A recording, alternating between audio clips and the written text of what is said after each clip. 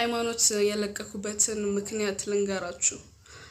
ከእስልምና ያጣሁት ነገር ኖሮ ምናምን ነገር አይደለም። መንፈሳዊ ነገር ስለተገለጸልኝ ነው። ማን ነው የገለጸልሽ ካላችሁኝ ፈጣሪ። ሁላችንም ውስጣችን ፈጣሪ አለ። ያንን ፈጣሪ አድምጡት።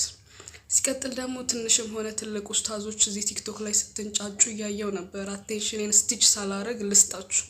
እኔ ሂክማ ነኝ። እኔ ሳወራ ስለ ራሴ ነው ማወራው፣ ስለ ራሴ አመለካከት ነው ማወራው እንጂ ያሁን ሁላ እኔ አልወክልም። አትወክሉኝ። አሁንም እኔ ብወጣ ላይ ከሆነ ከኩንታል ስኳር ላይ አንድ ፍሬ ስኳር እንደተቀነሰች ማለት ነው። ለምንድን ነው የምትንጫጩት?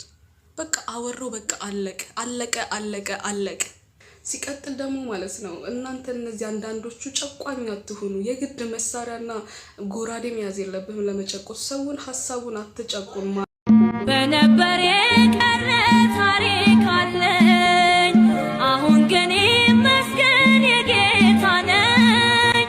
ምሕረት የተገባ ተብያለሁ፣ አልዘፍንም ለክብሩ ዘምራለሁ። አሰላሙ አለይኩም ወራህመቱላሂ ወበረካቱ። ዛሬ እኔ ከእስልምና ወደ ጌታ ኢየሱስ ክርስቶስ የመጣሁበትን ሁለት ምክንያት እነግራችኋለሁ።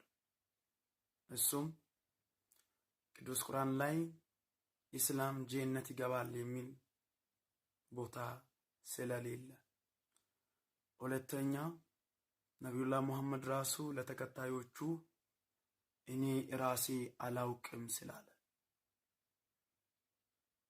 ወደ እውነቱ ወደ መንገዱ መጥቻለሁ። አዲስ ህይወት አግኝቻለሁ። የዘላለምን ህይወት አግኝቻለሁ። ኢየሱስ ደግሞ እንዲህ አላቸው ለተከታዮቹ፣ እኔ እሄዳለሁ አለ፣ ስፍራ አዘጋጅላችኋለሁ አለ። እኔ ባዘጋጀውላችሁ ስፍራ ለዘላለም ትኖራላችሁ ስላለ ዮሐንስ ወንጌል ምዕራፍ 14 ከቁጥር 1 ጀምሮ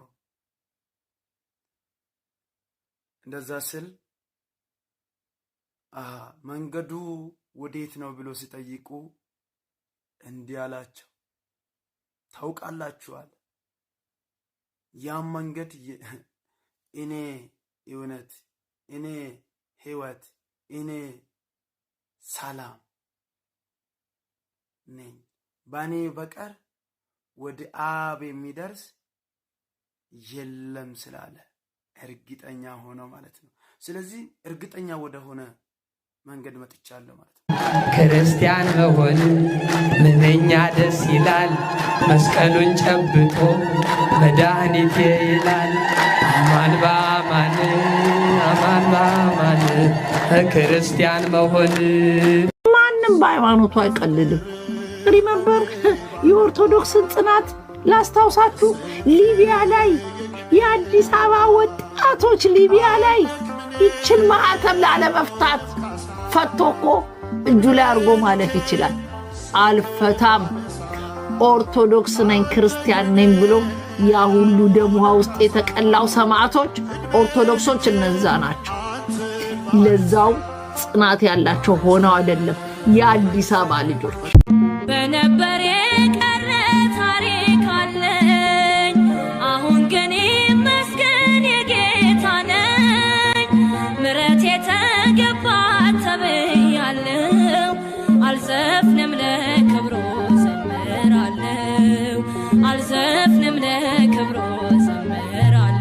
ይተካል እግዚአብሔር አገልጋይ ለቤቱ ከዛሬው የሚልቅ የማይዝል ጉልበቱ። ክርስቲያን መሆን ምንኛ ደስ ይላል፣ መስቀሉን ጨብጦ መድኃኒቴ ይላል። አማን በአማን ክርስቲያን መሆን።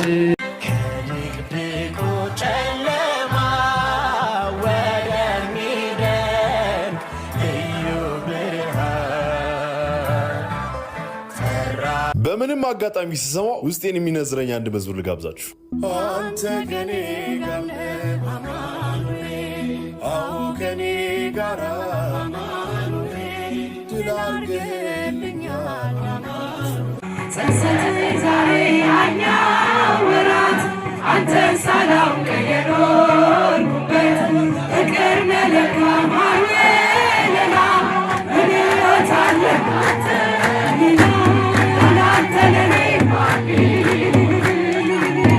ተገፈ